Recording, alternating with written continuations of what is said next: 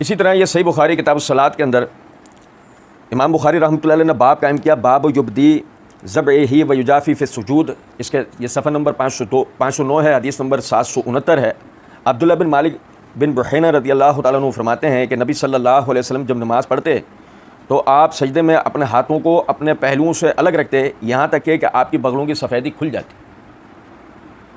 یہ ہمارے ہاں عام طور پہ بھائی نہیں سمجھتے اس بات کو۔ سجدے میں ہمارے ہاں طریقہ یہ ہوتا ہے کہ اس طرح سجدہ کرتے ہیں کہ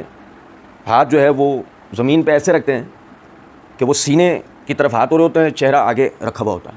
نتیجہ یہ نکلتا ہے کہ جو بازو ہیں وہ پہلوؤں سے مل جاتے ہیں۔ نبی صلی اللہ علیہ وسلم جب سجدہ کرتے تھے تو اپنے بغلوں کو، بازو کے اس حصے کو پہلوؤں سے جدا رکھتے تھے۔ یہ لازمی یہ چیزیں سمجھیں۔ کسی کے ذہن میں خیال آ رہا ہو کہ یہ جو باریکیاں آپ بتا رہے ہیں کوئی فرض تھوڑی ہیں، اور میرے بھائی یہ سب فرض ہے۔ جس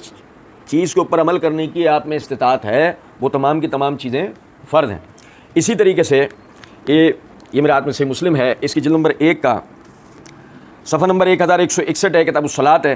امام نووی رحمۃ اللہ علیہ نے باب قائم کیا، باب وضع ید الیمنی علی الیسری بعد تکبیرۃ الاحرام تحت صدرہ فوق سرتہ ووضعہما علی الارض حذو منکبیہ، اس کے تحت حدیث نمبر 800 ہے۔ وائل بن حجر رضی اللہ تعالیٰ عنہ فرماتے ہیں کہ میں نے نبی صلی اللہ علیہ وسلم کو دیکھا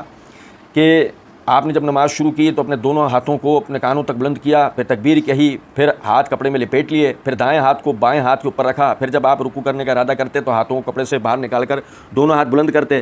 پھر رکوع کرتے، پھر جب رکوع سر اٹھاتے سمی اللہ لمن حمدہ کہتے اور دونوں ہاتھ بلند کرتے، پھر جب سجدہ کرتے تو دونوں ہتھیلیوں کے درمیان سجدہ کرتے،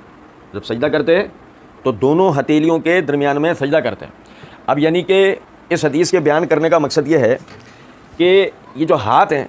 یہ اس طرح سجدہ نہیں ہوگا کہ ہم نے ہاتھ جو ہے وہ نیچے رکھیں یا اوپر رکھیں اور ہم اپنا چہرہ زمین کے اوپر رکھ دیں، نہیں، یہ ہاتھ چہرے کے بالکل بالمقابل ہوں گے، ان کے درمیان میں جو نا یعنی چہرہ رکھا جائے گا، جو کہ طریقہ ہے۔ اچھا، اسی طریقے سے سمجھیں، یہ صحیح ابن خزیمہ ہے، اس کی جلد نمبر 1 کا صفحہ نمبر 562 ہے، کتاب الصلاۃ ہے۔ امام ابن خزیمہ نے باب قائم کیا، باب ضم اصابع الیدین فی السجود، اس کے تحت یہ حدیث نمبر 642 ہے۔ وائل بن حجر رضی اللہ تعالیٰ عنہ فرماتے ہیں کہ جب نبی صلی اللہ علیہ وسلم سجدہ کرتے تھے تو آپ اپنی انگلیوں کو ملا لیتے تھے، آپ اپنی انگلیوں کو ضم اصابع، آپ اپنی انگلیوں کو ضم کر لیتے، ملا لیا کرتے۔ تو یہ بھی ذہن میں رہے کہ جب ہم سجدہ کرتے ہیں تو اس طرح یہ انگلیاں آپس میں ملی بھی ہونی چاہیے، ٹھیک ہے نا۔ اچھا، پھر اسی طرح